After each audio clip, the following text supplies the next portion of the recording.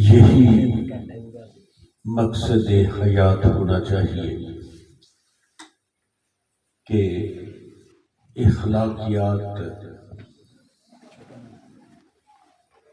کے بغیر انسان نہیں ہے۔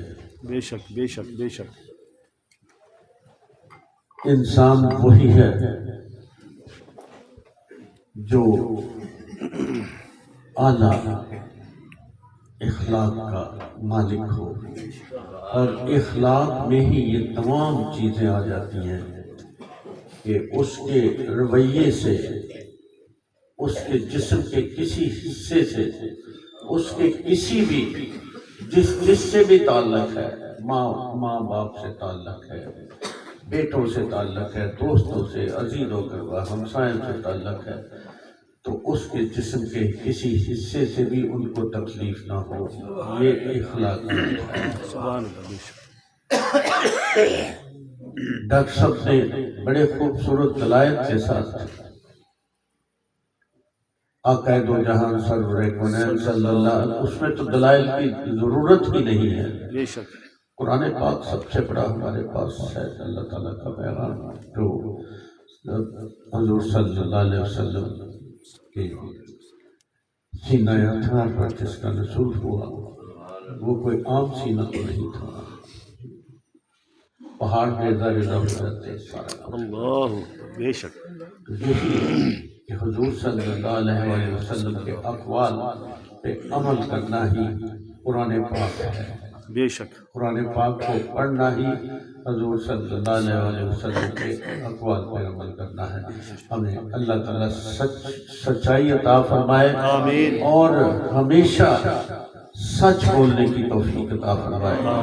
یہ جھوٹ ہی تمام برائیوں کی جڑ ہے۔ بے شک۔ جب انسان یہ سوچ کے جھوٹ بولتا ہے کہ یار اگر میں نے اس کے ساتھ سامنے سچ بول دیا تو یہ کہیں میری بےزتی نہ ہو جائے، لیکن وہ جو سب سے بڑا مالک ہے اس سے کیا چیز چھپاؤ گے؟ نہیں چھپا سکتے نا، وہ تو اسی وقت درج ہو گئی جب روز قیامت کے روز نامہ اعمال انسان کا کھلے گا، پھر اللہ تعالیٰ فرمائے گا کہ ہاں بھائی آپ نے یہ جرم فلاں وقت کیا، تو انکار کرے گا، تو پھر اللہ تعالیٰ کیا فرمائے گا کہ تم بتاؤ جس زبان سے تو نے کسی کو گالی دی وہ تیری زبان اقرار کرے؟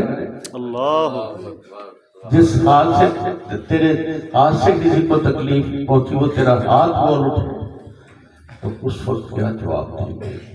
یہ زندگی بڑی مختصر سی زندگی ہے، اس زندگی کو خوبصورت ہمیں بنانا ہے اعلیٰ اخلاق کے ساتھ، انشاءاللہ۔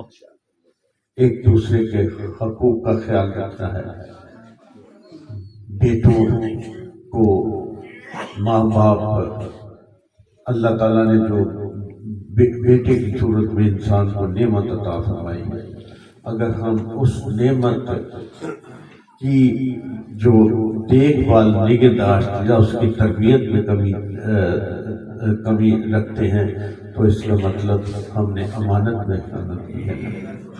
ہم نے اللہ تعالیٰ نے جو ہمیں نعمت عطا فرمائی اس کا کفران نعمت کیا، تو ہر ایک کے حقوق تو قرآن پاک میں حضور صلی اللہ علیہ وسلم کی حیات طیبہ میں کون سی جو باریکیاں ہیں سب کچھ موجود ہیں، لیکن بس ہم اس پہ عمل کرنا ہے، اور عمل کر کے ہی ہمیں اپنی یہ زندگی بھی سنوارنی ہے، اور اخروی زندگی اور برزخی زندگی، جو برزخی زندگی اللہ تعالیٰ اس برزخی زندگی جو قبر والی زندگی ہے، وہ جو گناہگار ہوگا وہ عذاب میں ہوگا، جو نیک ہوگا اللہ تعالیٰ ان کے لیے جنت کے دروازے کھول دے گا۔ تو یہی سمجھنے کی بات ہے کہ اس دنیا میں ہم گناہ اس لیے کرتے ہیں کہ یہ ہم حاصل کر لیں، اصل میں ہم اپنا نقصان کر رہے ہیں، کیونکہ جو برزخی زندگی کتنی،